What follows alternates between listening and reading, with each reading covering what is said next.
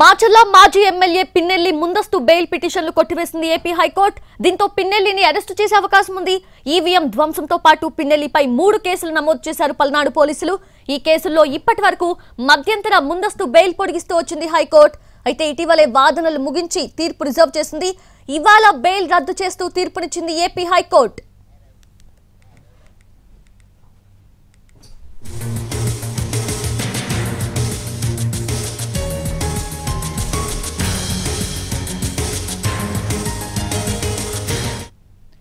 Right అది మాచర్ల మాజీ MLA Pinnelli ముందస్తు బెయిల్ పిటిషన్స్ ని ఏపీ హైకోర్టు కొట్టివేసింది. సో పూర్తి అప్డేట్స్ తెలుసుకుందాము. మా ప్రతినిధి శ్రీకాంత్ సిద్ధంగా ఉన్నారు. శ్రీకాంత్, ఏంటి మరి పిన్నెల్లిని అరెస్ట్ చేసే అవకాశం ఉన్నట్లుగా తెలుస్తోంది. సో ఎప్పుడు జరిగే అవకాశం ఉంది?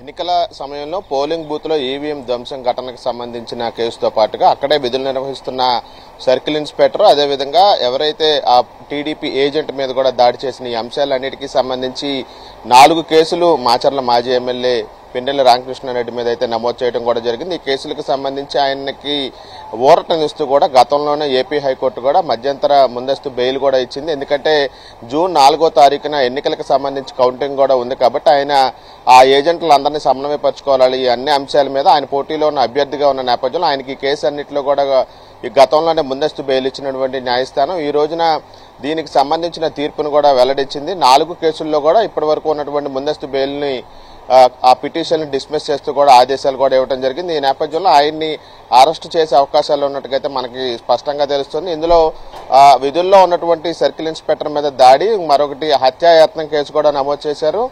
ఈవీఎం ధ్వంసం అనేది కూడా అటు ఎన్నికల సంఘం నుండి కూడా వచ్చిన ఆదేశాల మీద కూడా అక్కడ ఉన్నటువంటి అధికారి ఇచ్చిన ఫిర్యాదు మీద కూడా కేసు కూడా నమోదు చేసిన నేపథ్యంలో ఈ 4 కేసుల్లో కూడా ఇప్పటి వరకు ఆయన మధ్యంతరం ముందస్తు బెయిల్ మీద అయితే బయట ఉన్నారు. ఈ రోజున ఆ పిటిషన్లన్నీ డిస్మిస్ కావడంతో ఆయన్ని అరెస్ట్ చేసే అవకాశాలు ఉన్నట్టుగైతే మనకు తెలుస్తోంది. సౌజన్య.